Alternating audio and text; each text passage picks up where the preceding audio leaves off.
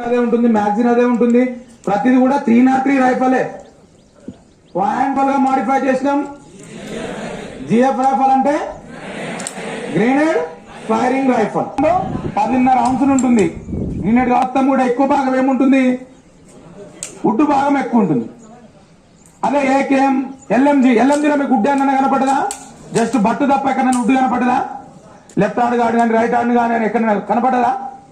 SL వేడిని త్వరగా గ్రహిస్తుంది, మెల్ట్ కాదు కాపర్ వేడిని తర్వాత ఇది డిచార్జర్ కప్ అంటారు. సేమ్ మనం ఎగ్జాక్ట్ ఆ రోజు మనం చెప్పినట్టే ఉంది కదా ఉంటుంది. కానీ దీనికి కొన్ని అదనంగా మనకు కన్వీనియంట్ గా ఉండడానికి కోసం చేసినాం. ఇది వచ్చేసి పోత ఇనుముతో తయారు చేయబడుతుంది.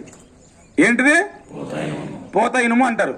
అంటే ఇనుము డైరెక్ట్ మెటీరియల్ కాకుండా ఇనుముని కరగదీసి ఈ విధంగా మాడిఫై చేయడం జరుగుతుంది. పోత ఇనుము అంటారు దీన్ని. పోత ఇనుముతో ఏ మెటల్ తో తయారు చేస్తారో అడుగుతారు. నేను ఇంపార్టెంట్ చెప్తున్నా, దేంతో తయారు చేస్తారో పోత ఇనుముతో తయారు చేయడం జరుగుతుంది. తర్వాత ఇదేంటిది? ఇది షట్టర్ క్లాలివర్స్. ఏంటిది? క్లాలివర్స్. ఇక్కడ నుంచి ఇక్కడ గోల్ కనపడుతుందా? దాని యొక్క డయా ఎంత ఉంటుంది? 0.303 ఉంటది. ఎందుకు? ఇన్ కేసు మనము జిఎఫ్ ఇది ఒక డీచార్జ్ కప్ను కూడా బిగించినా మళ్ళీ లైవ్ రౌండ్ ని పెట్టి ఫైర్ చేయాలనుకున్నప్పుడు ఎగ్జాక్ట్లీ దానంతనే డయా ఉండాలి కాబట్టి అదే డయా ఉంటుంది. 0.303 ఇంచు డయానే ఉంటుంది.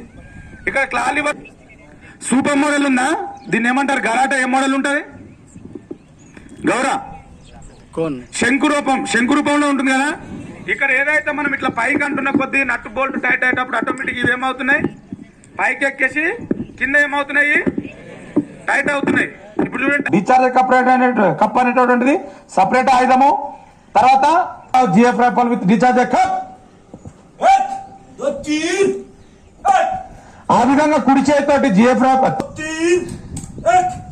ఇక్కడ